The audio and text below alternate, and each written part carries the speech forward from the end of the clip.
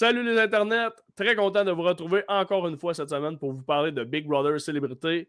Et j'ai la chance encore une fois d'être accompagné par mon nouveau co-animateur, Tommy Lee Salva. Yes! Merci encore de me recevoir. On va être là à chaque semaine ensemble à interviewer les évincés à mon plus grand bonheur. Ben vraiment, j'adore notre dynamique. T'es un fan de l'émission. Puis ensemble, on peut se challenger sur des nouvelles questions. Justement, là, on a eu la chance de recevoir Val.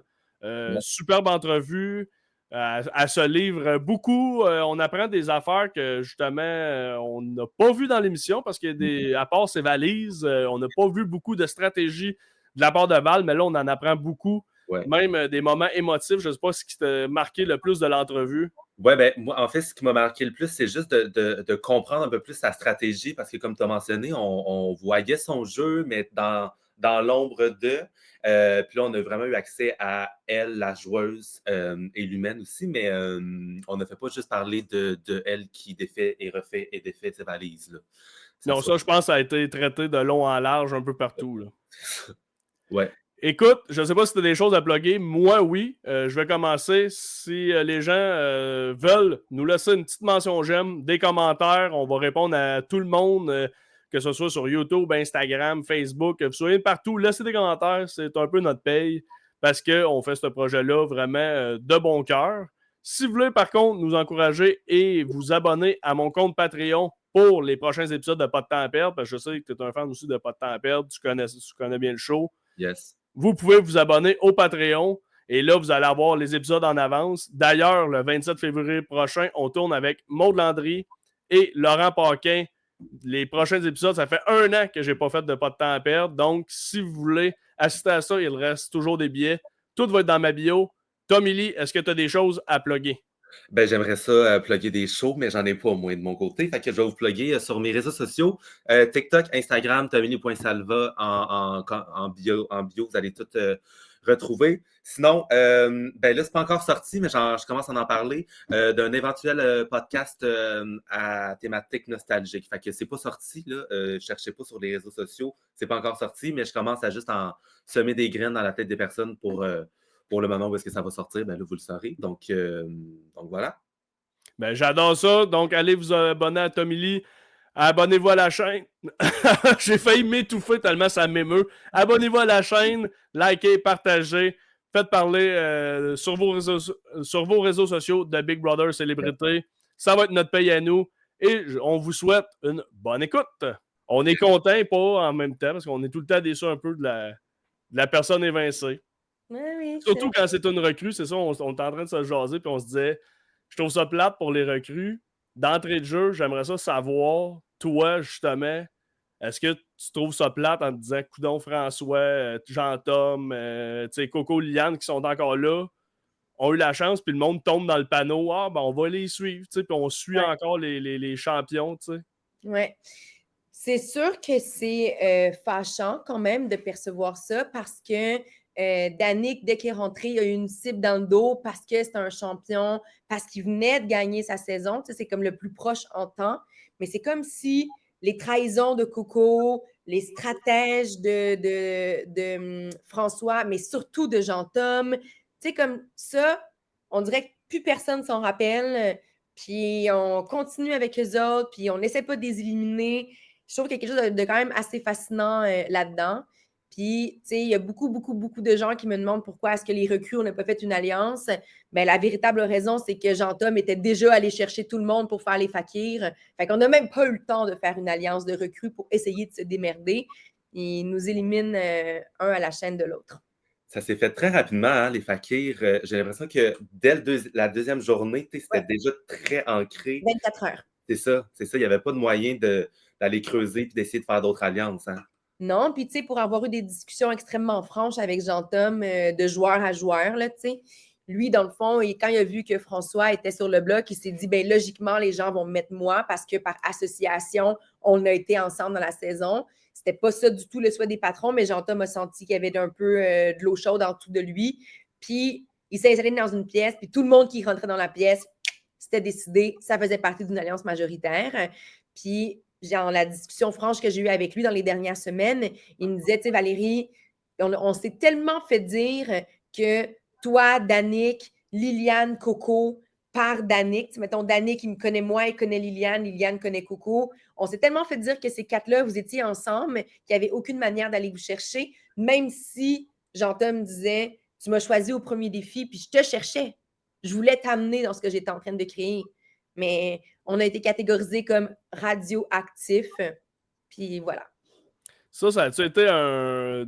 Tu le savais d'emblée que Danick rentrait là, tu le savais que vous étiez déjà amis. Est-ce que ça t'a passé par l'esprit de dire, hey, je vais pas. De passer mon tour cette saison-ci, je reviendrai peut-être pour une prochaine saison. Pour pas le faire avec Danick, pour justement, j'arrive.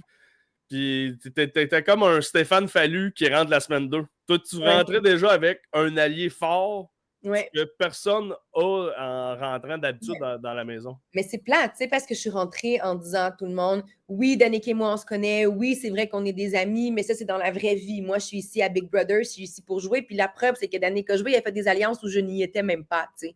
Puis moi, j'ai travaillé fort pour essayer d'en faire, puis de tisser des liens plus forts, puis de construire d'autres choses, mais les gens étaient tellement persuadés que Danick, c'était le joueur ultime, puis qu'on jouait ensemble, que c'est comme ça nous avait coupé l'herbe sous le pied. Puis la raison pour laquelle je peux répondre non à ta première question, à savoir est-ce que j'aurais passé mon tour, c'est que moi, j'ai dit oui avant que Danick dise oui. Puis après ça, moi, j'ai continué à travailler à la radio. Après ça, Danick est venu travailler à la radio. Puis là, j'ai su qu'il y retournait. Mais moi, c'était déjà réglé, là. C'était dans mon agenda, puis tous mes projets étaient bookés, puis ma job savait que je m'en allais, tu sais. Fait que c'est comme si on s'est retrouvés à être informés trop tard, un et l'autre, qu'on allait le faire. Puis c'était ça. Puis je veux dire, je pense que j'ai dû être très naïve, mais je pensais pas pour vrai que ça allait être aussi intense. Puis que même encore cette semaine, les gens disaient ah, ben tu sais, Danick, c'est sûr qu'il va faire une rédemption. Fait que s'il fait une rédemption, si on élimine Val, Val va aller jouer contre Dan, puis là, il va encore la laisser gagner. Fait que si Val revient, ben au moins Danick, on va être sûr qu'il est éliminé. T'es comme, mais vous êtes craqués, man! Il est plus là! Arrêtez! Mais la paranoïa à Big Brother, c'est fort.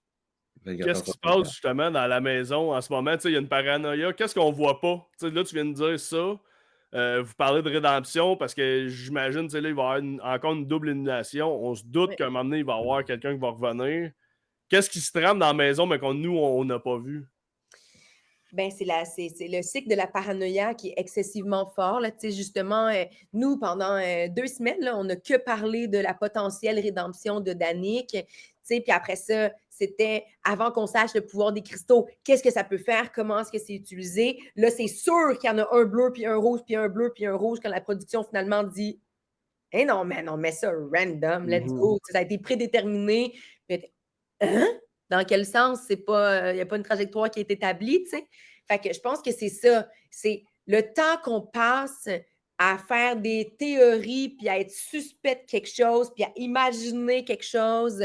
Ça, c'est vraiment le plus aliénant de l'aventure de Big Brother parce que tu es toujours en train de faire ça.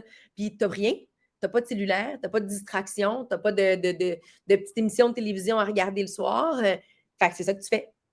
Tu penses puis tu paranoïes. Bon, on va te replonger dans Big Bro. Tommy Lee, je te laisse aller avec la première question. On a des petites questions à rafale par rapport à l'aventure, puis on veut avoir ton point de vue là-dessus. Parfait. Bon, un retour de ce que tu as vécu dans les dernières semaines. On partait avec quel a été ton challenge favori de tous ceux que tu as fait ou un challenge que tu n'as pas participé mais que tu aurais aimé faire? Ben moi, mon rêve, c'était de participer à la maison en folie. Là. À la maison. Ah ouais? Ah ouais, j'aurais tellement aimé ça. Là. Parce que la plupart paniquent à ça. Là. Hein? La plupart se mettent à paniquer et à paranoïer là-dedans. Pour ça, je voulais le faire. J'étais comme, voyons donc, man, c'est le challenge d'une vie. C'est incroyable. Toute la maison capote. C'est comme, j'aurais vraiment, vraiment, vraiment aimé ça. Je trouve que c'est iconique. J'aurais aimé faire la glace aussi, mais quand je l'ai vu, je me suis dit, oh mon Dieu, je veux pas faire ça. Ça a l'air dégueulasse. Tu sais, je veux dire, c'était cruel de regarder les gens le faire. Avec les engelures, tu sais. Fred, elle perdait des bouts de peau dans sa glace, il restait accroché, il fallait qu'elle continue à licher dessus. C'est comme, tabarnane, c'est vraiment l'enfer. Mais j'étais vraiment contente de faire un défi dans le noir parce que j'ai peur du noir. Fait que je pensais que ça allait m'arrêter. Mais tu sais, quand j'ai vu le terroir au fouillis des merveilles, j'étais comme let's go, on le fait. Fait que ça a de loin été mon préféré au fouillis des merveilles parce que, tu sais, étant moi-même une grande fan de Big Bro, je voulais faire des affaires iconiques. Pour moi, la maison infernale, le bloc de glace, les canettes, j'aurais aimé ça. Mais tu sais, comme le défi dans le noir, ça aurait été mon moment iconique. Yes. Je pense que qu'est-ce qui aurait été bon aussi, c'est le défi cherche ton veto où vous partez tous à courir, puis là, le monde défend tout. J'aurais imaginé tes valises se défaire de même, puis le monde chercher dans ton stock, ça aurait été Un épique. cauchemar. Quand je pensais à ce veto-là, je me disais ah, ça peut pas être tout de suite. Tu fais juste m'éliminer avant que ça arrive, s'il vous plaît. Je veux pas que personne fouille dans mes affaires. Il y a trop de stock. C'est clair que les gens auraient été fouillés dans mes affaires. Je pense qu'il y a beaucoup de gens qui pensaient que j'avais caché du stock, chose que je n'ai jamais fait dans le cadre de Big Brother. Mais ça aurait été un pur chaos. Vraiment. Yes. Je te relance sur une deuxième question. Ça a été qui ta découverte de ta saison? Un candidat sur le plan humain ou sur le plan jeu là, qui t'a le plus marqué dans ta saison? C'est définitivement Fabiola qui m'a le plus marqué. Je pense qu'on ne la voit pas tant jouer dans l'émission. C'est ce que j'ai vu en regardant les émissions. Mais c'est quelqu'un humaine plus que exceptionnel. Moi, j'ai vraiment eu un immense coup de cœur, puis ça m'a vraiment déchiré de devoir l'éliminer à la double réaction en chaîne. J'avais une entente avec Barnev, je voulais respecter mon entente pour prouver à tout le monde que j'étais une joueuse loyale. Puis effectivement, c'est ce qui en est ressorti de cette double réaction en chaîne-là. Mais la vérité, c'est que humainement parlant, Fabiola, j'étais 15 000 fois plus proche d'elle que j'étais proche de Barnev. T'sais. Barnev est extraordinaire, mais Fabiola, il y a quelque chose de naturel qui cliquait entre nous deux. On avait le même langage, les mêmes référents, les mêmes goûts. C'est une tripeuse de musique, je suis une passionnée de musique. C'est quelqu'un qui taquine beaucoup. Moi, je taquine beaucoup. J'aime ça être taquinée, ça me fait rire. Fait que, tu sais, elle a une joie de vivre, puis quelque chose qui est contagieux. Dès qu'on est avec elle, on est de bonne humeur.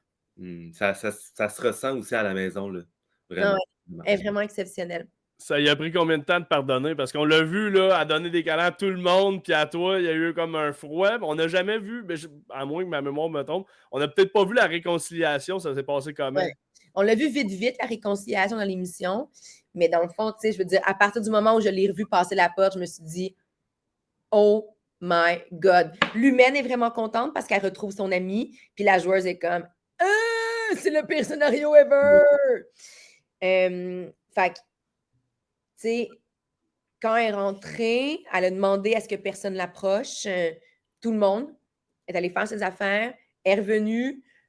Là, le monde a pu aller lui donner des câlins. Puis je suis allée la voir pour lui demander est-ce que je pouvais lui en faire un. Ben, elle m'a répondu non.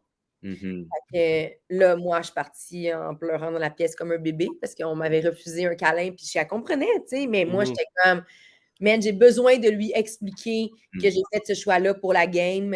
Puis pas personnellement, parce que personnellement, je la choisirais 1 million de fois, Fabiola, tu sais. Fait elle, étant une humaine d'exception, ben ça a pris, mettons, 10 minutes. Elle est venue me chercher pour me demander d'aller discuter avec elle. Puis quand je lui ai expliqué mon point de vue, elle était passée par-dessus déjà à ce moment-là, tu sais. Fait que je pense que humainement, ça a continué à lui faire mal. Pour lui avoir parlé énormément, je sais qu'il n'y a aucun humain sur la Terre qui tripe sur le rejet, mais je sais qu'elle, ça vient la chercher particulièrement. Puis je sais qu'elle s'est sentie rejetée par chacune des personnes de la maison. Puis c'est moi qui ai donné le coup final, tu sais. Fait que je sais que ça lui a fait mal, mais je constate qu'elle a une force et une résilience incroyable. Fait que ça n'a pas été bien long avant qu'on passe par-dessus, puis qu'on se retrouve comme on était auparavant, c'est-à-dire avec une complicité naturelle. Puis je pense même que notre complicité a été plus forte plus ça avançait, parce que justement, on était capable de rire de ça, puis de rire de nos travers, tu sais. Yes. T'as dit que tu étais une grande fan de Big Brother. J'imagine que tu as écouté les 4 saisons avant. Oui. Y a-tu parce que tu le savais que il y avait des anciens qui allaient revenir. Y a-tu une célébrité d'une saison précédente que tu aurais aimé ça revoir ou jouer avec? T'as le droit de nommer sa plante ou...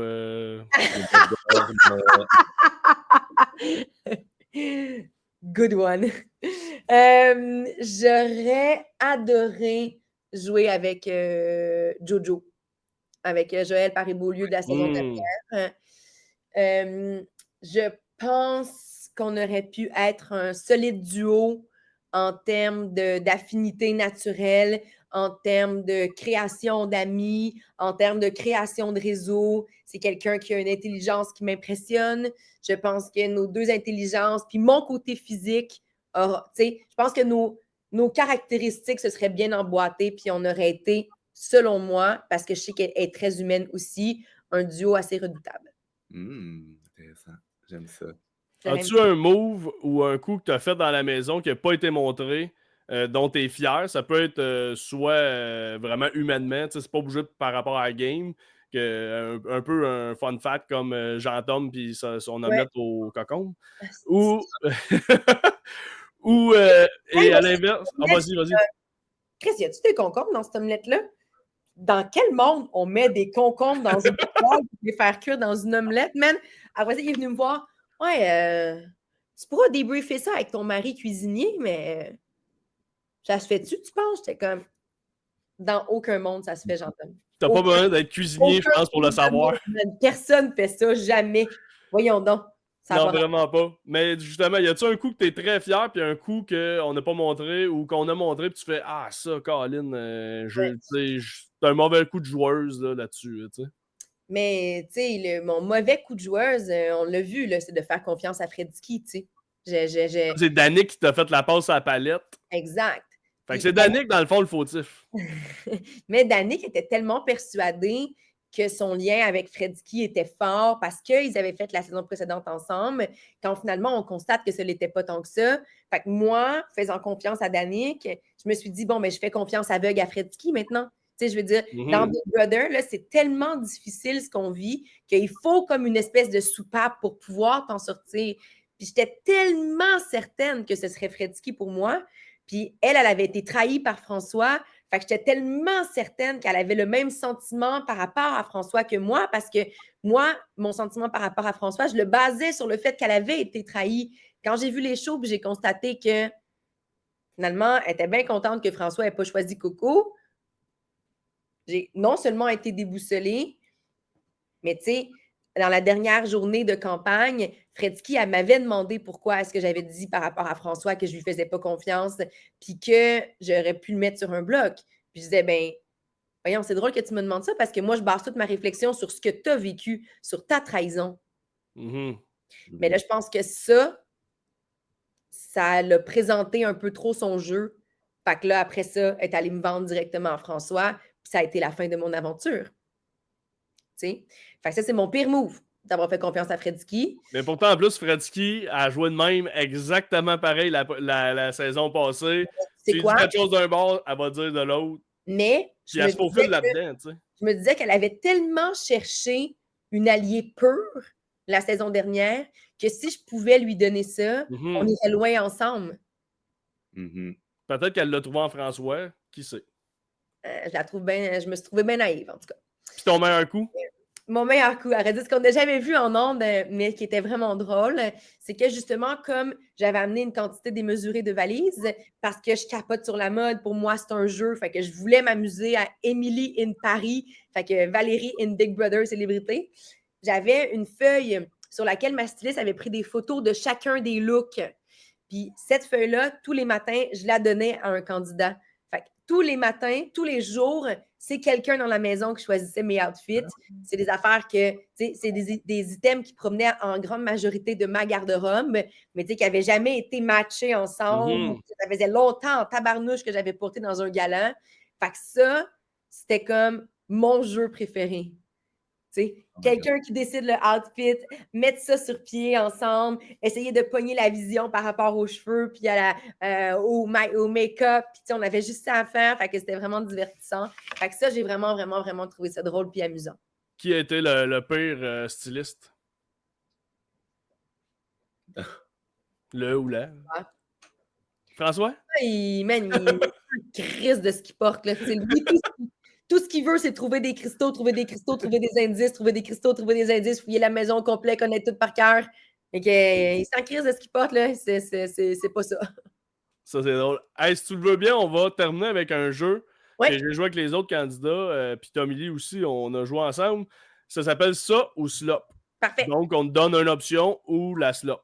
Parfait. Fait que je commence avec manger de la slop pendant 1 mois ou garder le tiers seulement de tes bagages.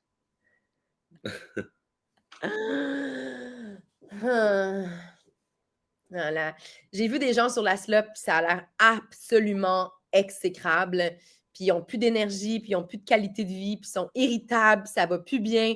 Fait que je pense qu'il ne faut pas sous-estimer la slop. Fait que je donnerais le tiers je garderais le tiers de mes bagages pour ne pas être sur la slop. OK. Autre option pour le linge. Ton chum choisit ton linge avant de partir. C'est lui qui fait tes valises. Ou tu dois manger de la slop pendant 1 semaine. Mais genre, toutes tes valises, c'est ton chum qui les a préparées puis il a fait « Voici mon amour, bonne saison. » Là, je mange la slop pendant 1 semaine. Une semaine, c'est pas si pire que ça pour des valises bien faites. Ah, j'aime ça. Tu y aurais fait 0 confiance. Pourtant, il s'habille bien. Pourtant, ben arrête de dire, ils habillaient bien. Qui tu penses qu'il l'habille? Ouais. Mais non, mon chum, il n'y a aucun.